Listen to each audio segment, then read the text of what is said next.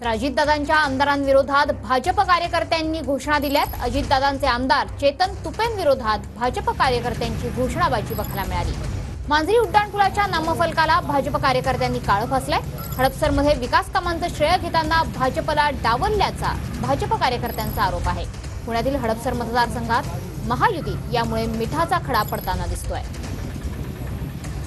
तर एकंदरीतच हडपसर विधानसभा मतदारसंघात आता भाजप आणि अजित पवार गटामध्ये फारसं काही आलबेल नाही असंच बघायला मिळतंय, कारण विकास कामांचं श्रेय अजित पवार गटाकडून घेतलं जातंय असा भाजप कार्यकर्त्यांचा आरोप आहे। आमदार चेतन तुपेंविरोधात या ठिकाणी भाजप कार्यकर्त्यांनी जोरदार घोषणाबाजी केली।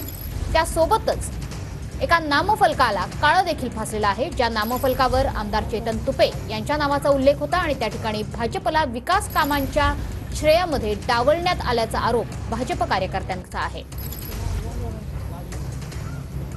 त्यामुळे एकंदरीतच पुण्यामध्ये अजित पवार विरुद्ध भाजप असं चित्र बघायला मिळतंय। अजितदादा महायुतीत, शिंदे आणि भाजपात मात्र नाराजी पसरली का असा प्रश्न। हडपसरमध्ये भाजप कार्यकर्त्यांच्या अजित पवारांच्या आमदाराविरोधात घोषणाबाजी बघायला मिळाली।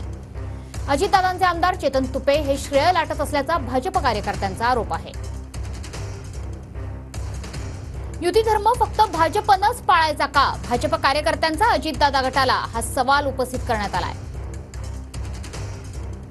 भाजप कार्यकर्त्यांनी हडपसरमध्ये मांजरी उड्डाणपुलाच्या नामफलकाला काळं फासलंय। हडपसर आधी जुन्नरमध्ये सुद्धा भाजप कार्यकर्त्यांनी थेट अजितदादांना काळे झेंडे दाखवले होते। लातूरमध्ये भाजप प्रवक्ते गणेश हाकेंनी दादांसोबतची युती ही असंघाशी संघ असं म्हटलं होतं।